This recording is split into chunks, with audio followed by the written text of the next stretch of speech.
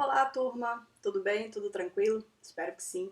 Gente, na aula de hoje nós vamos conversar sobre essa temática, claro, né, dentro da nossa disciplina de teoria dos direitos e deveres fundamentais, porém nós vamos fazer uma relação desses direitos e deveres com a ideia de princípio, tá certo? Então, o tema da nossa aula de hoje, na verdade, é direitos fundamentais como princípios, onde nós vamos ver de que maneira os princípios podem compor o rol de direitos fundamentais, tá certo?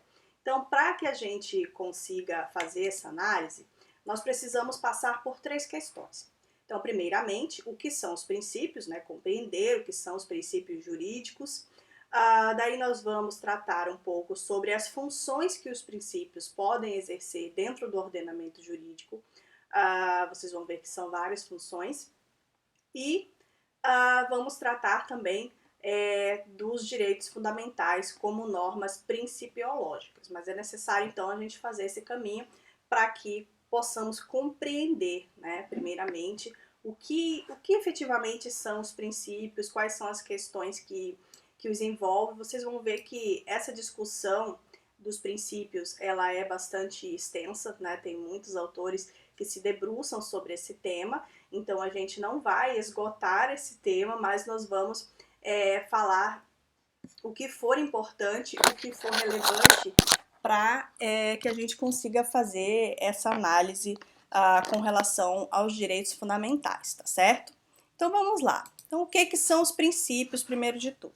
Bom, pensando na teoria da maioria dos constitucionalistas, e aí com destaque para o Robert Alexis, que é o grande nome, né, que trata da questão dos princípios, nós temos então que as normas jurídicas, elas podem ser divididas em normas princípios ou normas regras, tá certo? Então, qual seria a diferença entre a norma princípio e a norma regra? Existem alguns âmbitos que a gente pode analisar para estabelecer essa diferença. Porém, eu diria para vocês que, de grosso modo, né, a grosso modo, as regras, elas são mais específicas, elas se referem a situações onde é mais fácil fazer aquela subsunção do fato à norma, né? Então as regras, elas vão ser mais descritivas, elas vão ser mais objetivas, elas serão detalhadas, né? Então a gente pode pegar, por exemplo, para analisar nesse sentido, uma lei que regulamenta algum artigo da Constituição Federal, por exemplo, né? As normas processuais, as normas de direito civil, né? Que classificam de uma maneira detalhada, extensa, os direitos relacionados à personalidade, os direitos das coisas. Então, são direitos que a gente vai conseguir incidir facilmente no caso concreto, né? Então, por exemplo, lá no direito penal, né, artigo 121, o que o artigo 121 diz? Ele estabelece como crime a conduta de matar alguém, né? Matar alguém é uma questão muito específica. Então, todas as pessoas, né, que matarem outra pessoa, elas poderão responder pelo artigo 121 de uma maneira, né, mais clara, mais direta essa relação. Agora, quando nós estamos falando de princípios, nós estamos falando de normas jurídicas que não são assim facilmente tratáveis nessa perspectiva direta, né, ou objetiva. Qual o exemplo de princípio? O grande exemplo, né, o nosso grande princípio constante no ordenamento jurídico brasileiro, eu poderia, entre eles, né, entre aqueles que existem, nós poderíamos destacar o princípio da dignidade da pessoa humana, né? Então, o princípio da dignidade da pessoa humana é uma norma jurídica, porém de caráter mais aberto, mais abrangente. O que cabe? Quais são as condutas ou as situações que vão poder ser abarcadas pela necessidade de se observar o princípio da dignidade da pessoa humana? Milhares, né? Então a dignidade da pessoa humana ela vai ter reflexos no direito trabalhista, no direito de família, no direito administrativo, no direito penal, no direito ambiental. Nós vamos ter várias e várias situações e praticamente todas as áreas do direito, elas precisam, de algum modo, observar o princípio da dignidade da pessoa humana. Então, é uma norma jurídica de caráter mais aberto, né, que abarca, que abraça aí uma gama de situações muito maior.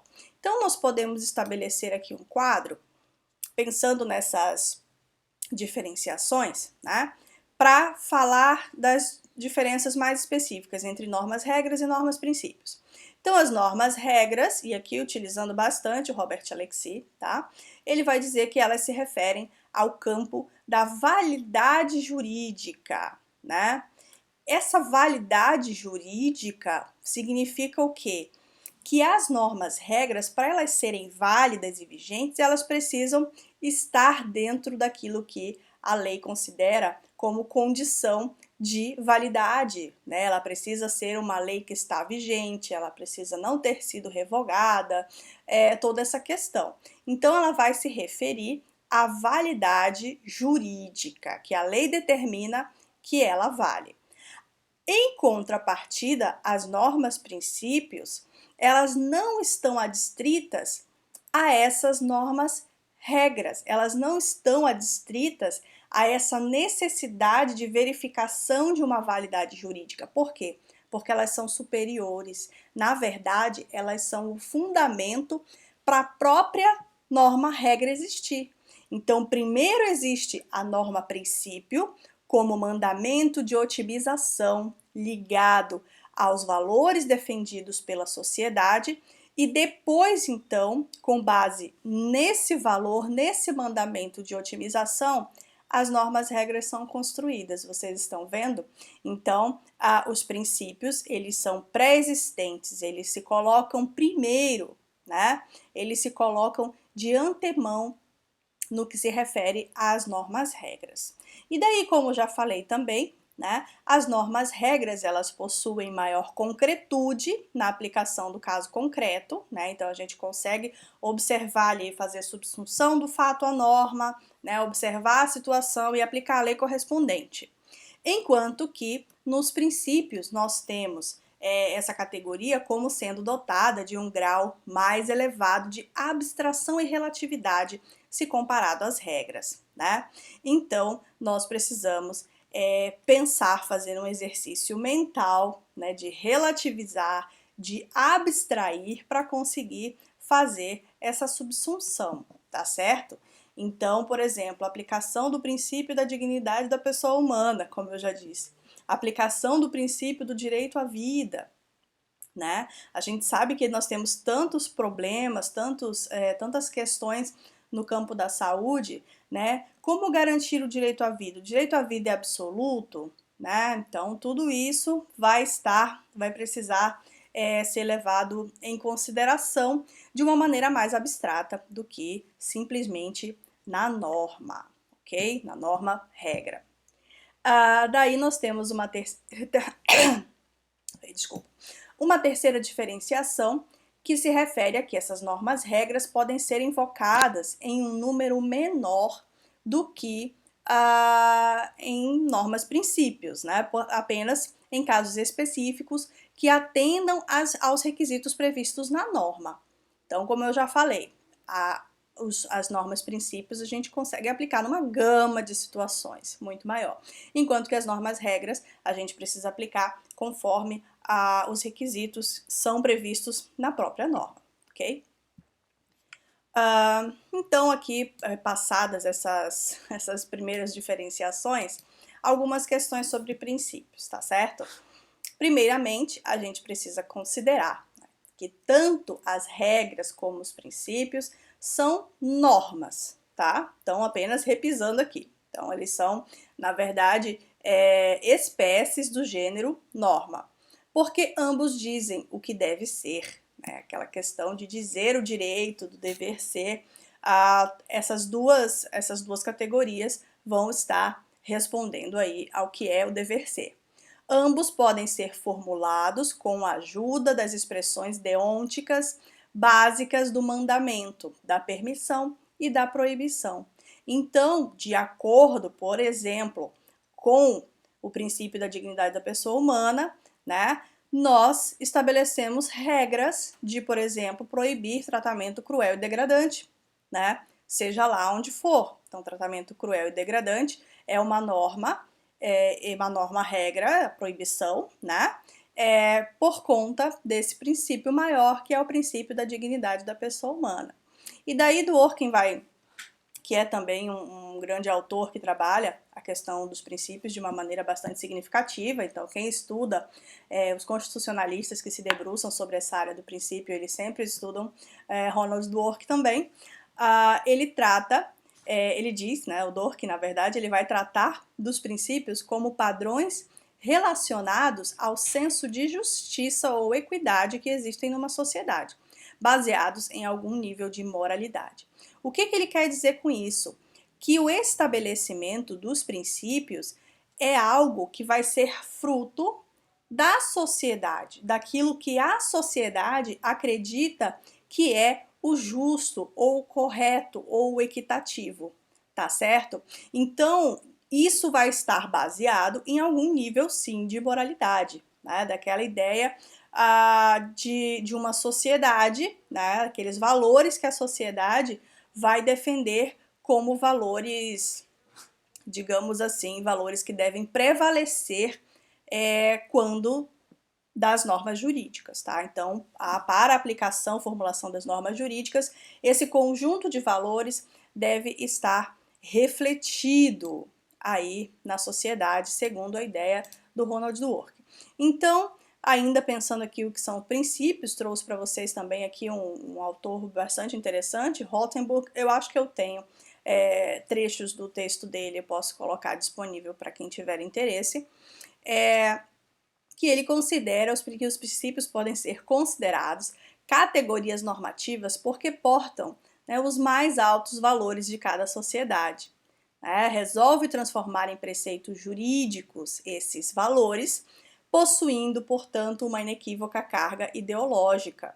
E daí que vem os embates ideológicos, né? Porque as visões de mundo dentro de uma sociedade, elas não são únicas. Não existe uma única nação brasileira que todo mundo pense igual, né? Tá aí a política, essa polaridade absurda que a gente está vivendo, onde extremos, né, parecem que não conseguem mais conversar nem dialogar, e a gente observa então que há essa carga ideológica que precisa ser considerada. Por quê? Porque o conjunto de princípios e o ordenamento jurídico que nós vamos adotar, ele precisa, né, estabelecer algumas ideias sobre direitos sociais, por exemplo, e ele precisa se posicionar com relação aos direitos estabelecidos constitucionalmente, a forma pela qual a Constituição vai ser interpretada. Então, tudo isso vai acabar sendo refletido nas normas jurídicas e no estabelecimento de princípios, tá certo? A gente sabe que com a Constituição de 1988, muitos princípios passaram a vigorar, buscando uma sociedade mais livre, justa, solidária, né? A nossa Constituição é tida como uma Constituição social, inovadora, ecológica, porque ela porta esses valores. Ela porta esses valores que nós estamos buscando enquanto evolução da humanidade, né? De tolerância, de diversidade em todos os sentidos. Então, são princípios que a gente luta, né, também no campo ideológico, para fazer prevalecer sobre outros, né? Então, a gente buscando uma sociedade melhor, uma sociedade livre, justa e solidária, esses princípios vão sendo construídos e vão entrando nos campos de embate político, né? Daí nós temos aqui também, ó, ainda nesse sentido, né, de que os princípios carregam, eles portam esses valores, né? Os princípios são, segundo Rothenburg ainda, preceitos que consagram os valores mais importantes, cuja chancela jurídica é reputada mais convincente dentro daquele embate, né, ideológico que a gente estava conversando, num determinado contexto histórico, e que só podem fazê-lo adequadamente por meio de enunciados vagos e ajustáveis. Justamente por isso, para que as normas estabelecidas e a visão de mundo que está refletida nessas normas comporte a maior diversidade de visões possível, né? Sem que se torne recorrente ou desnecessária a opressão ou a supressão de uma maneira diferente de pensar. Então, quando a gente fala em defesa da diversidade, de um Estado democrático, nós estamos falando de que é possível que distintas visões coexistam, né? Não necessariamente devendo ser extirpadas, né? Como a gente ouve falar muito por aí, né? Que tem gente pretendendo extirpar formas diferentes de pensamento da sociedade. Isso não existe, não vai acontecer. A sociedade não é una, né? Nós somos diferentes, nós fazemos parte de comunidades, de sistemas de valores diferenciados e o grande desafio da civilização humana é que elas convivam, né, em respeito, respeitando o próximo, né, ainda que esse próximo pense diferente de você. Mas vamos lá. Então nós temos aqui também uma última ideia que eu pus para vocês aqui, né? Os princípios, então, como um mandamento nuclear de um sistema, né? Um verdadeiro alicerce, disposição fundamental que se irradia sobre diferentes normas, compondo-lhes o espírito e servindo de critério para a sua exata compreensão, inteligência, exatamente por definir a lógica e a racionalidade do sistema normativo, no que lhe confere a tônica e lhe dá o sentido harmônico. Até coloquei a foto aqui de um DNA, porque basicamente isso que é o princípio, né? Ele vai conter as ideias que vão formar o todo, que vão formar o ordenamento jurídico, que vão reger a sociedade, né? Então, nesse sentido, a gente precisa considerar o princípio como esse mandamento nuclear, através do qual todo o resto vai ser construído, tá certo? Portanto, né, depois de tudo isso, nós observamos que os princípios eles exercem algumas funções, tá, pessoal? Então, algumas das funções nós observamos em diferentes autores, né? Eu trouxe aqui 3 funções resumidas pelo Francisqueto e uma da Delmas Marty, num livro bem interessante que chama Por um Direito Comum, em que ela trata a popularização do direito e também as diferenças entre common law e o nosso sistema jurídico. É bastante interessante como ela coloca a questão do princípio. Mas nós observamos então aqui 4 funções que os princípios podem exercer. Primeiramente, os princípios podem exercer uma função norteadora, uma vez que podem atuar como parâmetros norteadores para a construção normativa, né? Isso é bem parecido à função de fundamentação, né? Então ele vai nortear e ele vai fundamentar.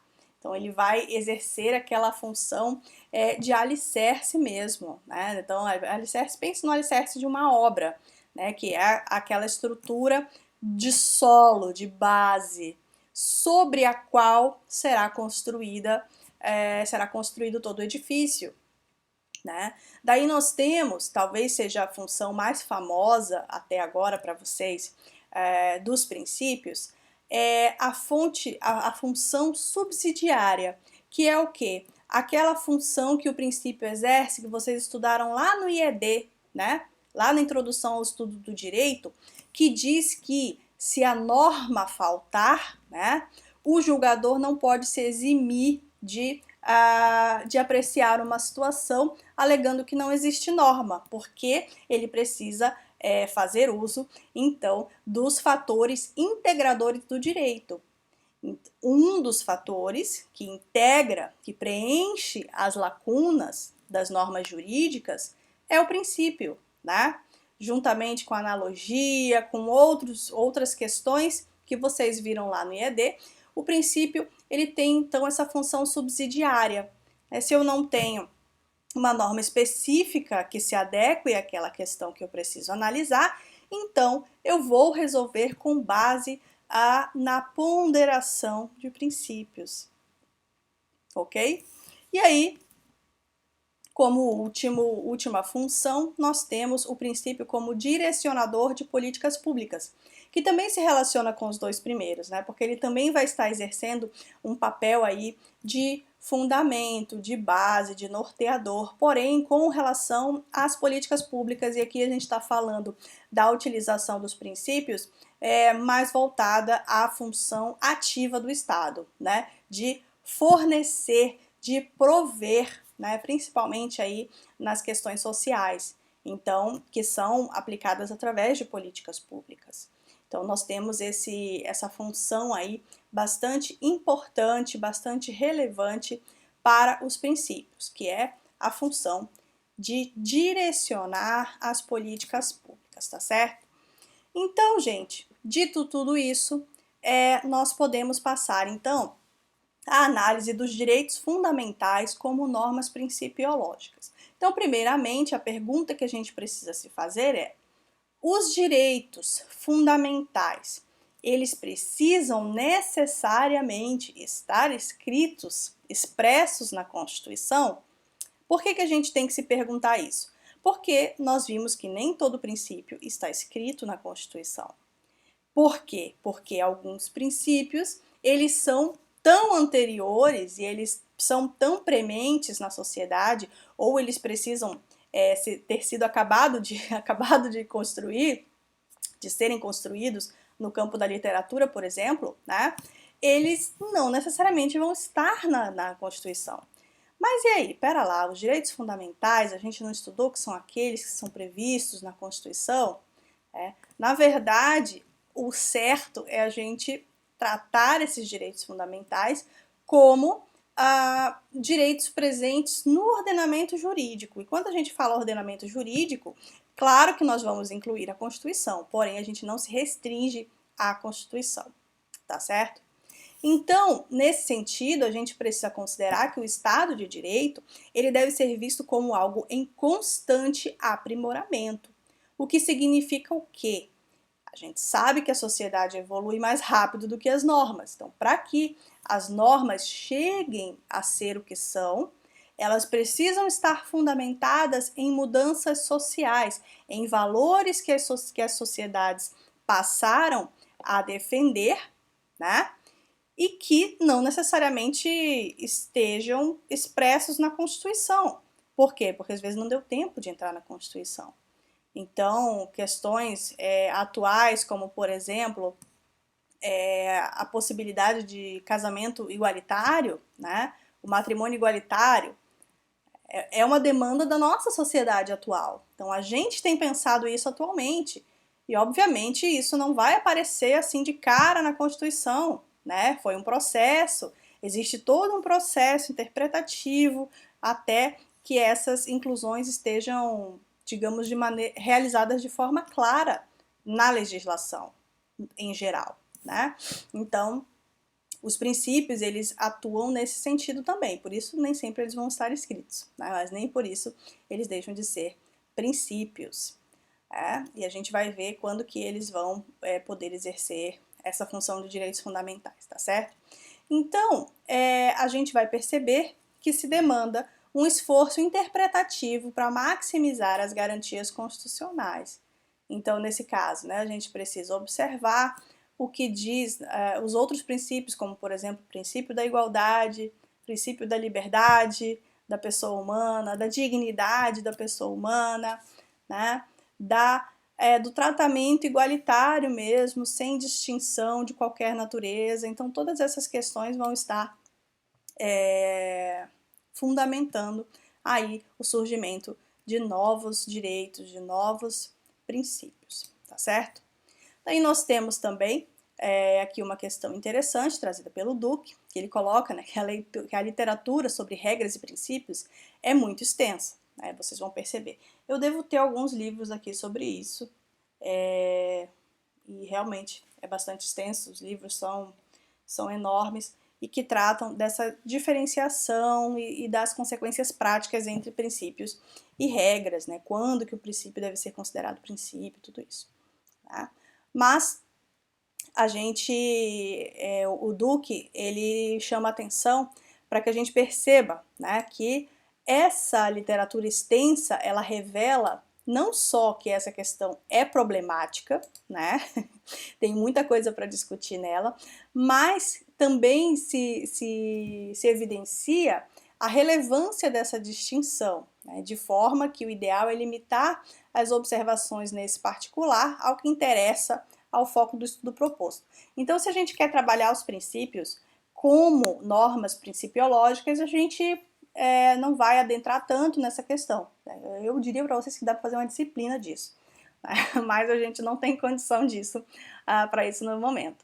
Então, é interessante analisar a diferença entre princípios e regras pelo viés da abstração, né, pensando na questão ali da validade jurídica e etc. Né? Mas sem também querer entrar em todos os detalhes para entender toda a diferença de princípio e regra, toda a questão que está teórica envolvida aí. Nós temos aí, então, 3 pontos-chave colocados pelo Duque, né, pelo Marcelo Schenck Duque, a respeito dos direitos fundamentais como normas principiológicas, ok? Então, primeiramente, os princípios são mandamentos de otimização, certo? Em um segundo ponto, no caso de colisão desses princípios, um princípio necessariamente vai recuar para que o outro prevaleça, o que não significa que aquele que teve que recuar deixa de ser válido, né? Ele não vai deixar de existir, ele não vai ser menos válido porque naquele caso concreto ele precisou recuar, né? Então, a gente precisa tomar isso em consideração quando dois princípios estiverem chocando. E aí, um terceiro ponto se refere às condições de precedência que precisam ser observadas. Então, aquelas condições fáticas e jurídicas que envolvem caso a caso vão precisar ser analisadas e ponderadas para saber quais dessas condições deverão preceder as outras, né? Então, quando a gente fala nessa necessidade de observar o princípio como direito fundamental, a gente precisa estar observando esse princípio no contexto geral, né?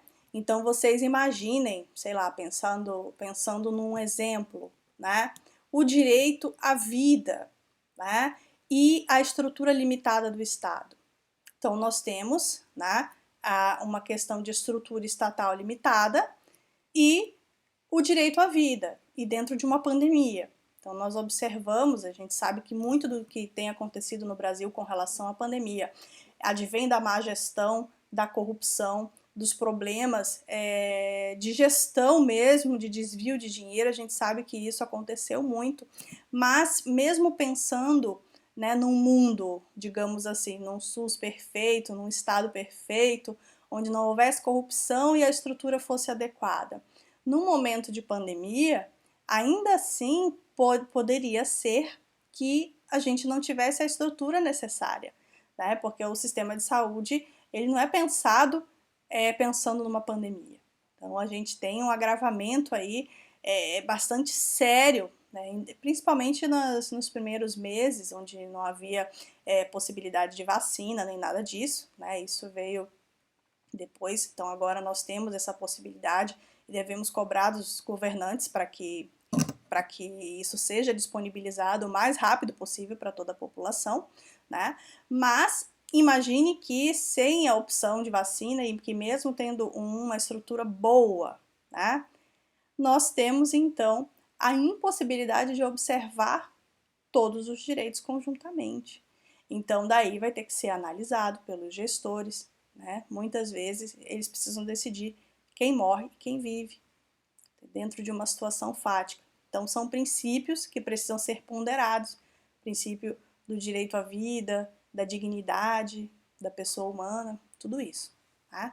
Então, 3 questões chaves que precisam ser observadas, tá certo? Princípios são mandamentos de otimização, portanto, eles levam à aplicação máxima da legislação à luz daquele princípio. No caso de colisão, um princípio recua, mas não deixa de existir, e as condições de precedência fáticas e jurídicas precisam ser observadas caso a caso para que seja feita uma análise correta daquela questão, tá certo? Aí nós temos aqui também, tem um mesmo...